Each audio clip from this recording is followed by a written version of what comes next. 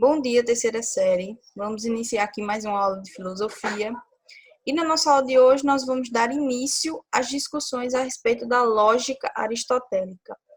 Essa não vai ser apenas nessa aula a discussão a respeito da lógica aristotélica, é um conteúdo vasto, então a gente tem muitos conceitos, muitas coisinhas que a gente precisa entender, então vai ser dividido aí em algumas aulas, essa lógica aristotélica, e hoje nós vamos dar aí uma introdução do que é a lógica aristotélica, tá certo? Para quem já tem um livro, para quem já pegou o livro, vocês podem abrir aí na página 6. Primeiro, a gente precisa entender o que é a lógica dentro da concepção de Aristóteles.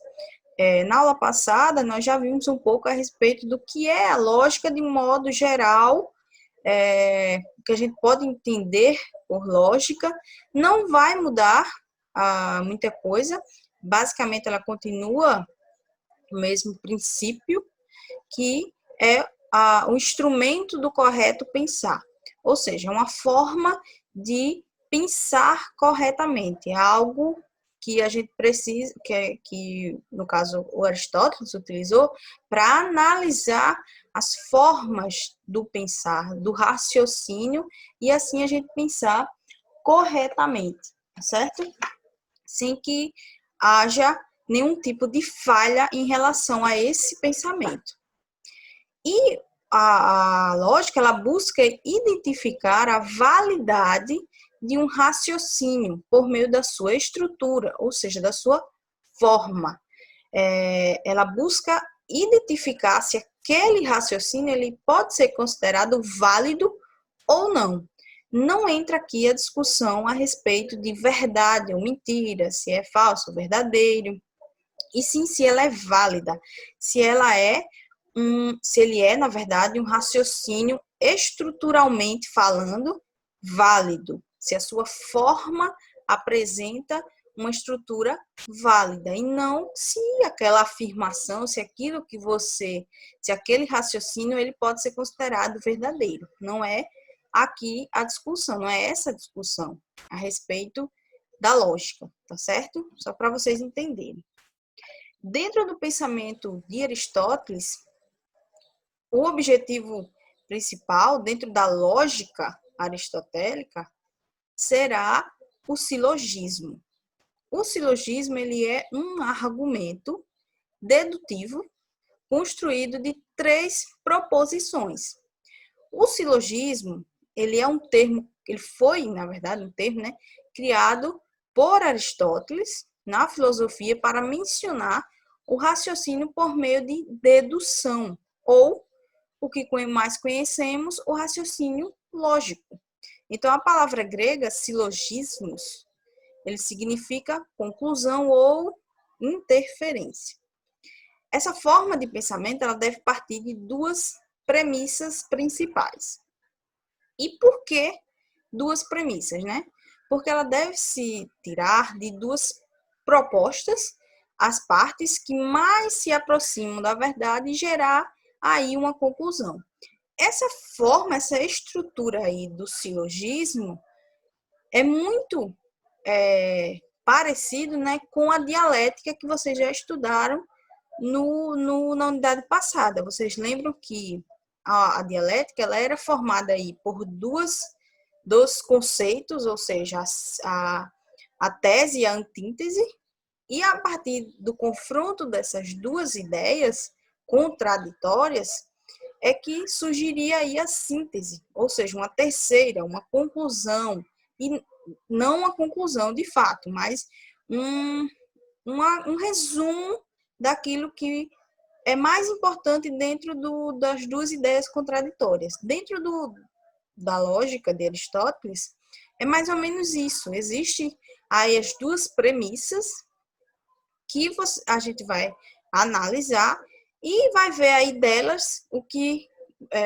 mais se aproximam da verdade e gerar uma conclusão a partir delas. Mas, para um resultado mais adequado e confiável, o filósofo ele sugere 3 proposições diferentes. Seria o modo mais completo, por exemplo, de se fazer o jornalismo. Por exemplo, ouvir 3 fontes ou mais, né?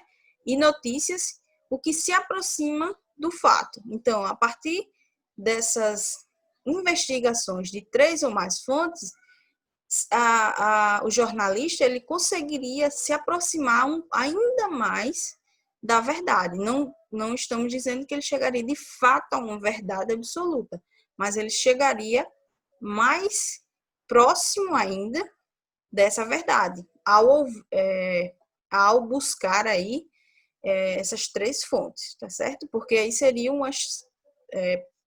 essas proposições diferentes, e cada uma delas ia mostrar de fato a sua versão, e a partir daí ele ia fazer aí uma análise dessas 3 e retirar o que fosse mais próximo da verdade delas 3. Isso é só um exemplo para vocês aí entenderem como funciona essa estrutura aí no pensamento de Aristóteles, tá certo? Então, para formar um silogismo, as premissas, no caso, elas devem ser distribuídas dessa forma. Primeiro, né, inicialmente aí, a primeira premissa, ou também chamada de premissa maior, que deve conter o termo maior e o termo médio. Na segunda premissa, chamada de premissa menor, ela deve conter o termo médio e o termo menor. E, por fim, a conclusão, que deve conter aí os termos maior e também o menor. Eu coloquei aqui um exemplo para vocês entenderem melhor. Essa é uma frase do próprio Aristóteles, inclusive é uma frase que ele utiliza para justamente explicar essa lógica. Então, ele diz, né? Todo homem é mortal.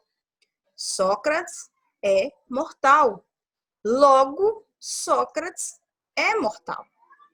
Ou seja, ele está partindo aí de um pensamento em que, se todo homem é mortal e o Sócrates é um homem, logo o Sócrates é mortal.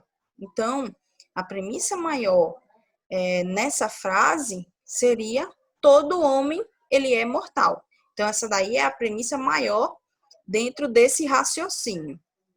A premissa menor seria: Sócrates ele é homem. Então, dentro do raciocínio, Sócrates é homem, é a premissa menor. E, por fim, a conclusão, contendo aí a premissa maior e a premissa menor, logo, Sócrates ele é mortal, porque aí é uma conclusão que se chegou a respeito, não a respeito, mas utilizando essas 2 premissas. Então, a conclusão, como já foi dito, ela deve conter as 2 premissas, tanto a maior quanto a menor. Então, espero que vocês tenham entendido aí esse exemplo, né? É um exemplo bem comum para quando a gente utiliza para explicar a lógica aristotélica, porque parte do pensamento do próprio Aristóteles. Então, foi ele mesmo que desenvolveu aí essa frase, tá certo? Então, ao organizar a analítica ou a lógica, né, que é a mesma coisa, a lógica aristotélica, no caso, o Aristóteles ele estabeleceu 3 princípios da realidade que deveriam ser observados também nos raciocínios. Então, vocês já entenderam aí a estrutura, o objeto, na verdade, de estudo dele, né, o objeto principal da lógica aristotélica, que é o silogismo, como ele é dividido aí, como ele é formado. E agora a gente vai entender aqui esses 3 princípios que o Aristóteles adota sempre que a gente fosse aí observar, na verdade, os raciocínios em relação à própria realidade. Então, dentro desses 3, o primeiro é o princípio de identidade, ou seja, cada coisa tem uma essência própria, um modo de ser que permanece idêntico e pelo qual ela não pode ser percebida, pensada ou definida. Ou seja, o princípio de identidade é tudo aquilo que faz parte daquilo e não pode deixar de ser, porque é a essência da coisa, a essência do objeto, a essência do raciocínio. Então, ele não pode deixar de ser, ele não vai se modificar ou simplesmente deixar de ser. Dentro do princípio da não contradição, o segundo princípio, uma coisa não pode, ao mesmo tempo, existir ou ser pensada como o que é e como o contrário de si própria. Ou seja, dentro desse princípio de contradição, uma coisa ela sempre vai ser aquilo e não pode ser pensada ao mesmo tempo o contrário dela. Ela não pode ser a mesma coisa. Ela não pode ser das duas formas ao mesmo momento, vamos dizer assim. Então, ela não pode ser uma coisa e existir ao mesmo tempo o contrário dela. Ou é uma ou é a outra. É o princípio da não contradição. Já o terceiro princípio, que é o princípio do terceiro excluído, uma coisa ela será isso ou o contrário disso. Então, muitas vezes a gente confunde esse princípio da não contradição e o princípio do terceiro excluído. Dentro do princípio da não contradição, uma coisa ela não pode ser as duas ao mesmo tempo, no mesmo momento, a partir de uma mesma perspectiva. Já no terceiro excluído, uma coisa ou é uma coisa ou é outra. Ela não tem uma terceira possibilidade. Dentro daqui do próprio livro, né, que vocês, do nosso livro aqui, vai trazer aqui um exemplo bem didático para que a gente entenda esses três princípios aí dentro da lógica aristotélica, tá certo? Vocês podem abrir o livro aí de vocês na página 6, como eu falei para vocês, já no finalzinho da página. Então, no livro ele vai trazer aqui esse exemplo, e inclusive tem aqui um ponto em que vocês também precisam saber, né?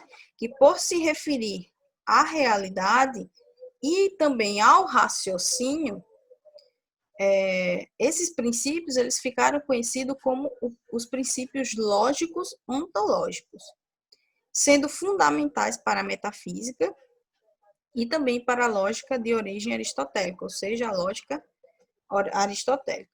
E a seguir a gente vê aqui esse exemplo, que é uma tirinha em que traz aqui um diálogo entre dois super-heróis. Então, o primeiro, ele diz, quem é você? E o segundo, eu que pergunto, quem é você? Não, quem pergunta sou eu, quem é você? Quem é você? Digo eu. Quero saber quem é você. Assim que eu souber quem é você. Meio confuso, né? Mas logo vocês vão entender aí quando a gente aplicar esses princípios a essa tirinha, a esse exemplo.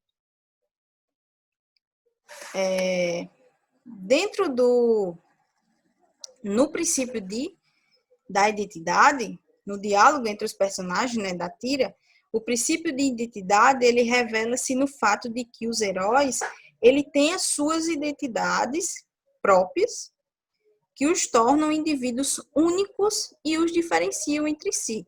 Então, são dois heróis, cada um com a sua essência, diferentes entre si. Então, a partir daí, a gente aplica esse princípio de identidade nessa tirinha. O princípio de não contradição, ele mostra-se na impossibilidade de ambos serem o primeiro a fazer. Ambos serem o primeiro a fazer a pergunta sobre a identidade do outro. Se um for o primeiro a perguntar, o outro não será e ponto. Ou seja, não tem como um ser o primeiro e o outro deixar de ser. Então, dentro desse princípio de não contradição, se um for o primeiro a perguntar, o outro não será e ponto final. Não existe algo contrário a isso. E dentro do princípio do terceiro excluído, ele indica que cada personagem será o primeiro a perguntar, a fazer a pergunta, ou não será, sendo excluída aí uma terceira possibilidade em relação a isso. Então, como vocês, espero que vocês tenham entendido aí esse exemplo, né, que eu coloquei para vocês, que tem no livro de vocês, vocês podem verem aí, recorrer, tá certo? Para que a gente entenda melhor ainda esses exemplos dos princípios, né, no pensamento de Aristóteles, na lógica aristotélica, na página 7 aqui, vai trazer um trecho da obra de Alice, A Aventura de Alice no País das Maravilhas. Então, ele apresenta aqui, o escritor dessa obra, ele apresenta alguns raciocínios que respeitam os princípios aristotélicos e outros que ferem esses princípios. Então, em um dos trechos da narrativa, Alice ela cai na toca de um coelho, encontra uma minúscula chave, abre uma portinha e não consegue atravessar a pequena passagem que leva a um jardim. Então, vocês vão ler abaixo, aqui esse trecho que tem na página 7, e vocês vão tentar aqui identificar onde se aplica os princípios aí da lógica aristotélica, tá certo?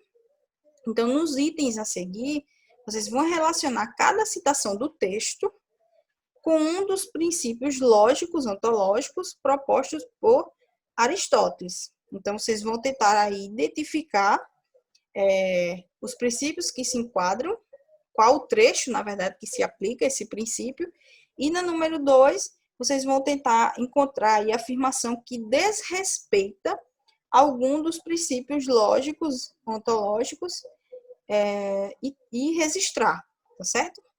Eu vou, na próxima aula, corrigir essa atividade para vocês verem aqui onde está cada princípio, e assim a gente continua a discussão a respeito desses princípios na lógica aristotélica.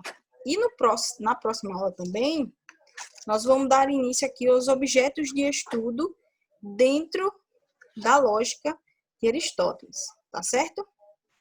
Então, pessoal, a aula vai terminar aqui. Foi só uma introduçãozinha da lógica aristotélica.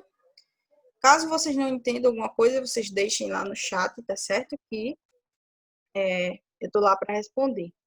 Em relação à atividade também, se vocês não entenderam, ou se alguém não tem um livro, me peçam que eu posso tirar aqui uma foto e enviar para vocês, tá certo? Então, a aula vai terminar aqui. Espero que estejam todos bem e